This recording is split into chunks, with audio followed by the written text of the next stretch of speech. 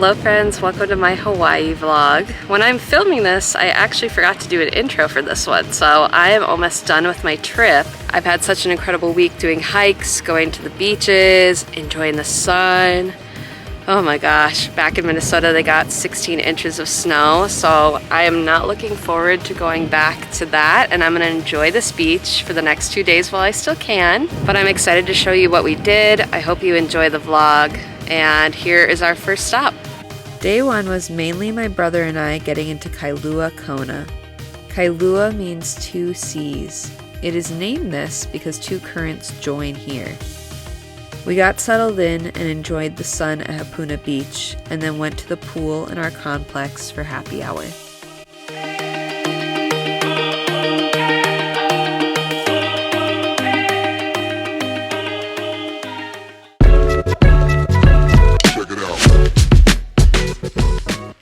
We began day two with breakfast and made a stop at the monument for Kamehameha, a great warrior who established and secured all the Hawaiian Islands and grew their foreign trade. Our day was mainly spent hiking Pololu, translated Long Spear, Valley Lookout. It's a series of erosional valleys that goes down 420 feet. This doesn't sound difficult, but it's all downhill on rocky ground at an incline. It was all worth it once we saw the views.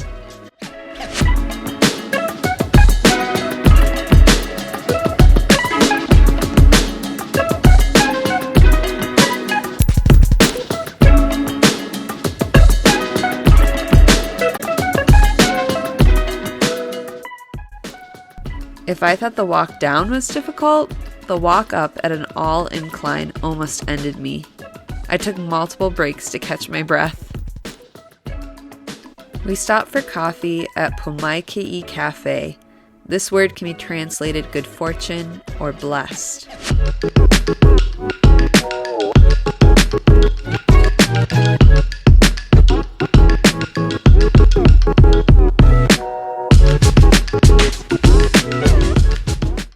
We also stopped for lunch at the Seafood Bar and Grill, and I enjoyed some seared poke.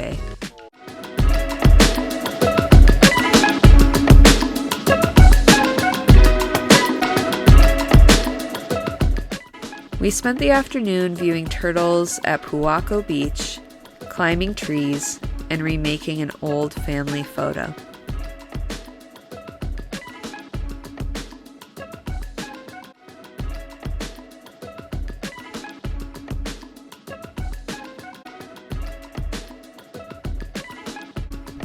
If there's one thing my family knows about me, it is that I am not a huge fan of seafood, but I am willing to try anything that they will prepare for me. So this night I tried mahi-mahi, swordfish, and marlin.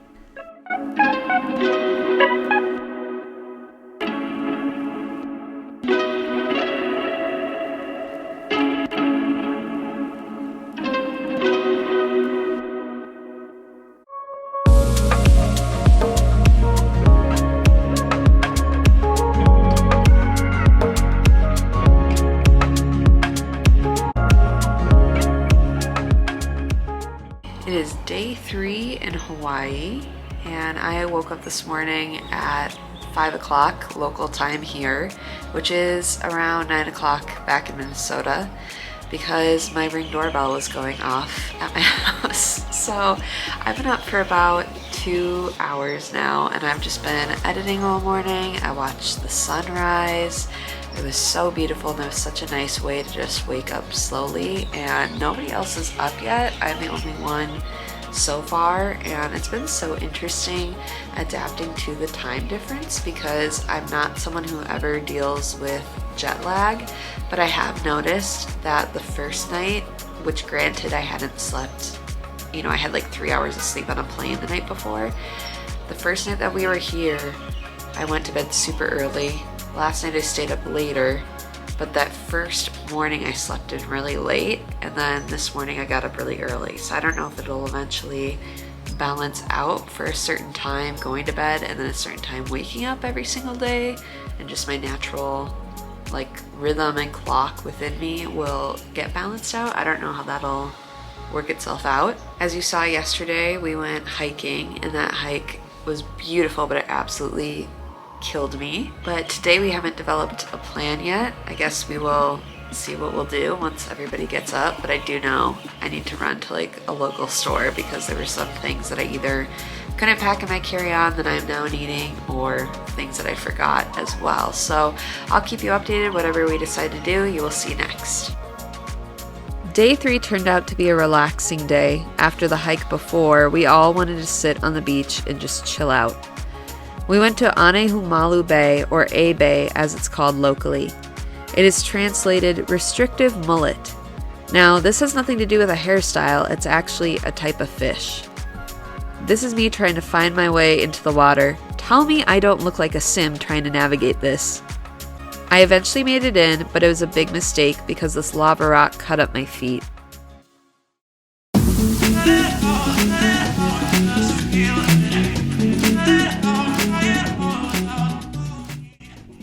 Wednesday morning, we drove an hour south to Honaunau Beach. Given its name, this was a place of refuge for ancient Hawaiian warriors and their families. It was also the original ancestral home of the Kamehameha dynasty. These little guards are my favorite part. I need to know what they are squatting to look like this.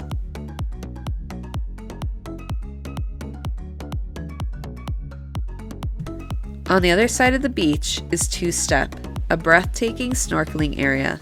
It has no traditional beach, but instead you enter the water on the 2 steps created by the lava rock formations.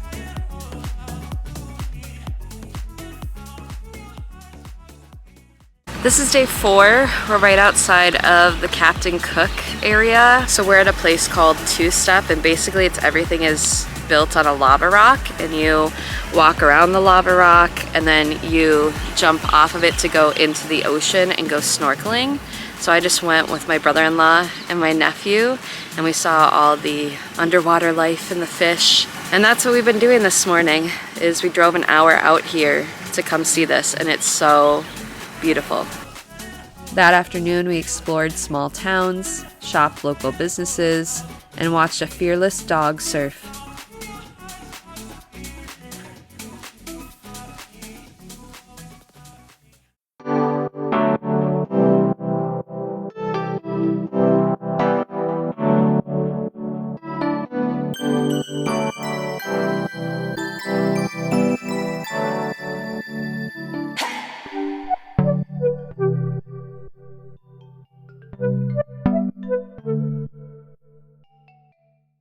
The next morning, we drove 2 hours to the Hawaii Volcanoes National Park.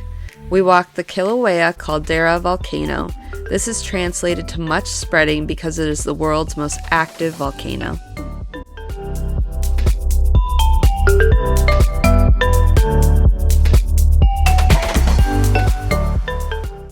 I was really surprised by the environmental changes on the Big Island. These 2 shots were taken 5 minutes apart, and this was very normal to see on our drives. Alright, I'm jumping in to interrupt because I've just been taking a walk the last 40 minutes, and every single time I go to lift this camera to talk to you guys, then I get scared because somebody approaches, and now I'm just like, screw it, there's no time left in this walk. So this is my hot girl walk, even though I'm sitting in a hot girl talk. I think I'm just going to touch on this subject a little bit in this vlog, but I wanted to get your feedback on this if this happens to you when you're on vacations or you're on trips with friends or family. And I think I'm going to deep dive more into it on my podcast. But I have noticed both when I was in Arizona and now in Hawaii that there's a couple of different things that both trips have in common in like a negative sense. And the biggest thing that I'm seeing is that after a couple days into these trips, number one, I'm getting kind of irritated and I can't really figure out, or I couldn't really figure out why.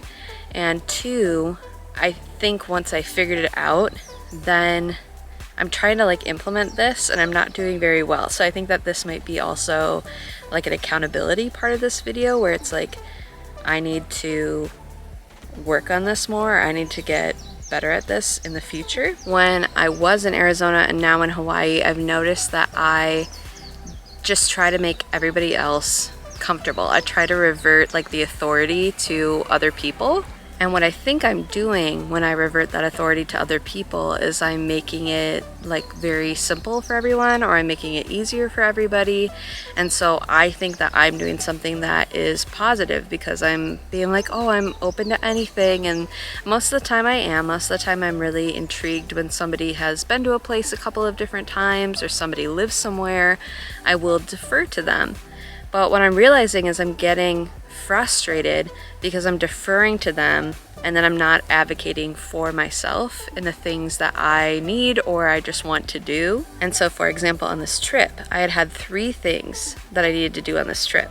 I wanted to get a t-shirt for my mom, or like a gift for her and a gift for my dad. I wanted to take a family photo, and then I need to do photos for a swimsuit brand that I am working with while I'm on this trip. And I think I've noticed this pattern because it happened in Arizona and now Hawaii, and I'm the common denominator of both. And so a couple of different things are happening. One, I'm getting irritated because I feel like I don't have any time off. I'm not expressing the need to go take a walk by myself, or I'm not expressing the need to have alone time. Or on the flip side of that point, I don't feel like I can. I feel like I need to be involved with everybody else in the trip because this is like a family trip, or because, in Arizona, we went to go visit like a family friend. I'm viewing it as like it's rude to go do something that benefits me, when really I'm going to be a lot more fun to be around if I do something that benefits me in the long run. Like if I go take this hot girl walk and like contemplate and dig deep into what's bothering me, I'm going to be a much more fun person to be around because I'm not going to be frustrated. I'm just going to think about being a little more intentional about what I need and then acting on it and then having that time to myself. But then 2, what I'm finding is because I'm deferring authority to other people, then I feel like I have to advocate every time I want to do something that's important to me. So I feel like when I'm looking at situations that have happened on my last trip and this current trip, it's like I have to advocate 3 or 4 times for things that are important to me, simply because I am allowing other people to make decisions and I'm not saying, no, this is really important, or I really want to prioritize this, or this is really something that's going to benefit me in the long run. And so then I start to villainize the other people that I'm hanging out with because I'm like, no one's listening to me, but I'm not prioritizing or planning the things that are important to me. So hopefully that makes sense. I was just thinking about this and I'm like, I've seen this happen now twice in a row, and I really want to change the way that I go about that. So that's my lesson for today. That's my lesson for my Hawaii trip.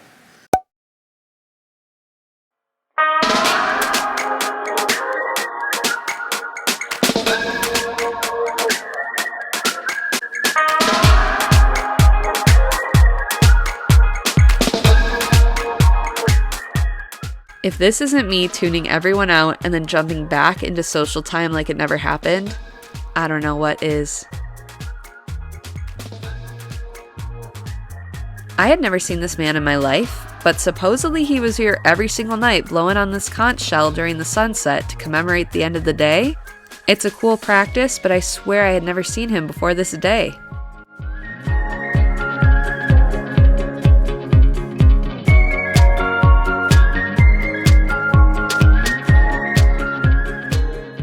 Friday was a get my butt up and work day. I shot photos and videos for a collaboration I did with Laundry Swimwear.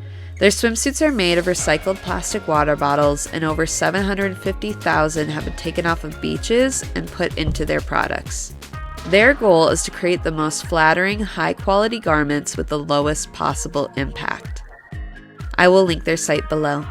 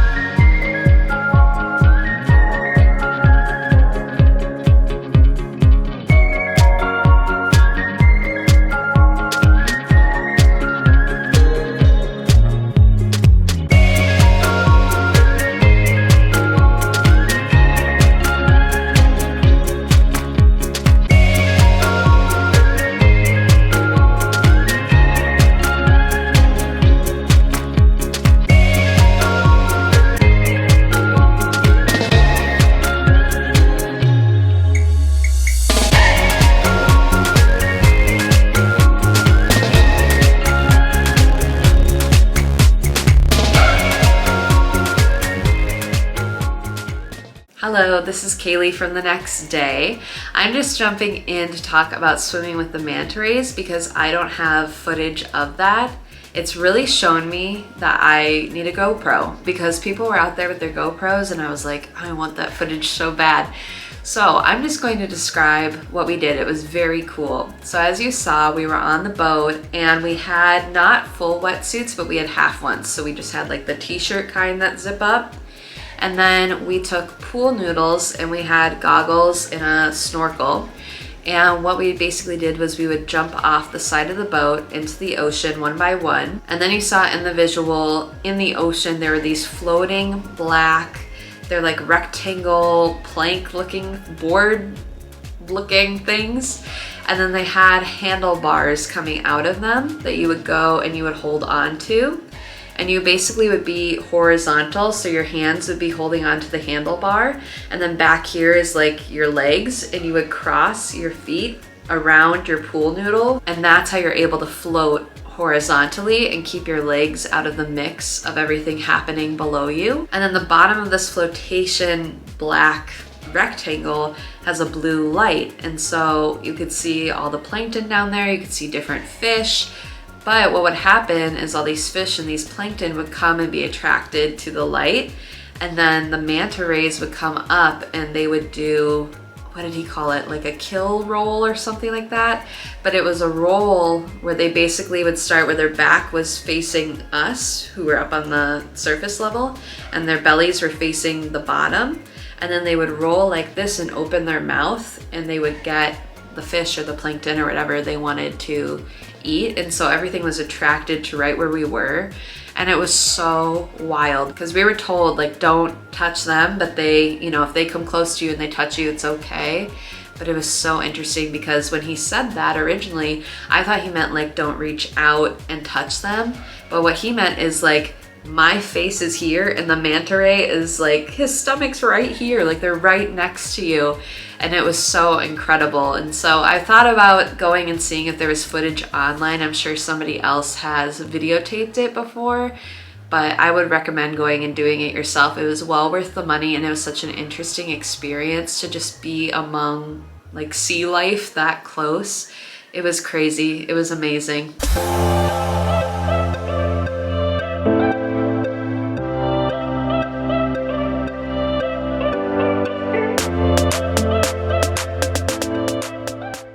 On our final morning, I slept in and enjoyed the sunshine. I cleaned up my room and packed because I knew we'd be heading straight to the airport when we got back. We ventured back to A Bay, but this time we went to the beach part of this area. I honestly wish we'd spent every day here because the water was warm and calmer than anywhere else we'd gone to. And of course, we had to stop at the original Big Island Shaved Ice Company to get a treat before heading out of town.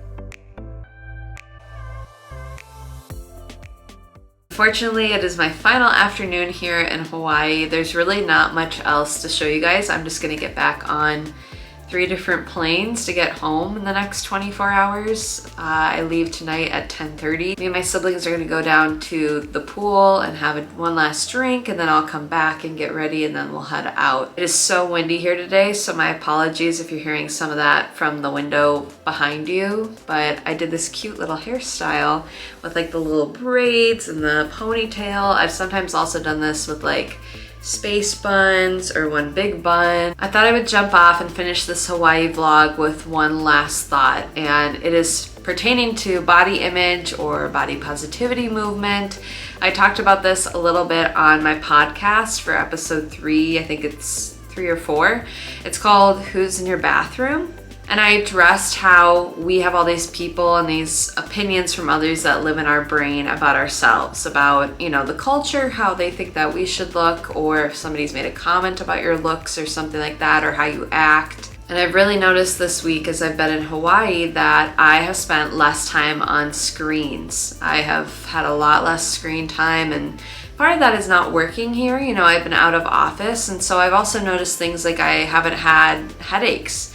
I haven't had migraines. I haven't felt stress. Like the things that I felt stressed about are things that really are motivating me or pushing me. Like last night with the manta rays swimming you know, down in the water in the middle of the ocean at night. Like that can be a scary, daunting thought, but it was more like a motivated, like adrenaline, and it was less of kind of a stress that relates to a job where you feel like you're giving and giving and giving to like what end or whose benefit. So I definitely noticed I had less screen time, but I think what I felt a lot less of is comparison. I'm thinking about a week ago when I got here and I first went to the beach and how I was feeling in a swimsuit, and you know, I wish this was tighter, or I wish that this was, you know, more put together or whatever. I was just thinking thoughts like that, and they haven't totally gone away. I don't think anything like that, you know, and how you view yourself is going to go away in a week. But I will say that I have noticed this last week, I've been so much more confident in how I'm feeling about myself. Even being like makeup free, like my hair's not done, just letting it go natural and like letting my curls and my waves happen, but more likely with just how I feel about myself. And it's not like I changed the way that I ate or the way, you know, I've been having more alcohol here than I would at home or something like that. It wasn't a lifestyle change in that way. I just think there is something to being off of social media. And I believe that social media definitely has a positive side. I think anything that exists has a positive or a negative attribute to it. But I do think that there is something to living in a place where I can go outside more and there's sun and I'm away from my screen. And even if I lived in a place like Hawaii and I worked in a place like Hawaii, just sitting outside and working, like thinking about that from Arizona last week, getting to sit outside and work in the sunshine, or just in warmer weather, not being cooped up in my house, that has totally made a difference on my mental health. And it's far beyond just being out of office. I think there is something to sitting on a phone and comparing myself, not only like the content that I create, but also how I look or how I act to other people or where I am in life. All of that kind of goes out the window when you're doing your own thing. And also the process of creating has been really different this week. I've been just doing things that I think, you know, like I want to capture this moment this way. It's not like, oh, I thought about something I saw and then I did it. Like I did a few TikTok videos where I recreated them. But overall, when it comes to creating content, it's been a lot easier to just flow and create my own thing and not worry about, you know, if it fits in a certain mold or a certain algorithm or a certain aesthetic. But I really want to encourage you, if you are struggling with anything relating to your body, or you kind of just are feeling self-conscious a lot of the times, I don't know what to tell you other than like get outside if you can, and maybe stay off social media for a little bit, or maybe limit your social media intake.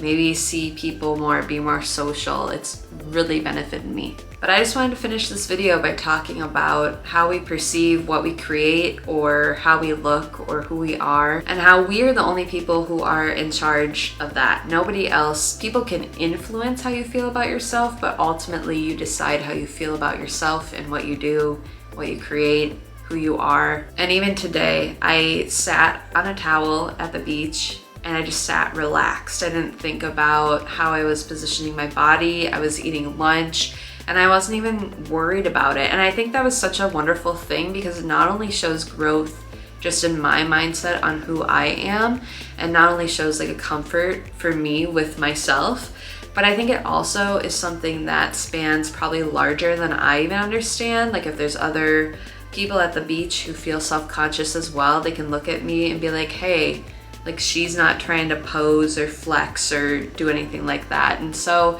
I just wanted to encourage all of you to keep social media as a positive thing in your life, or an inspiring thing in your life. But if it's getting to a point where I didn't even realize that it was kind of overtaking the way that I think or I interact with other people or with my own thoughts, and try and do something out of your comfort zone and just be confident with it and see how it not only influences the way that you think about yourself, and maybe it'll help somebody else with their own journey as well, or inspire them. Thank you so much for watching. I hope that you guys enjoyed the Hawaii vlog. Don't forget to subscribe to my channel here on YouTube. Also, my podcasts go live here, and they're also on Spotify and Apple Podcasts. And don't forget to like this video. I'll see you guys in the next video.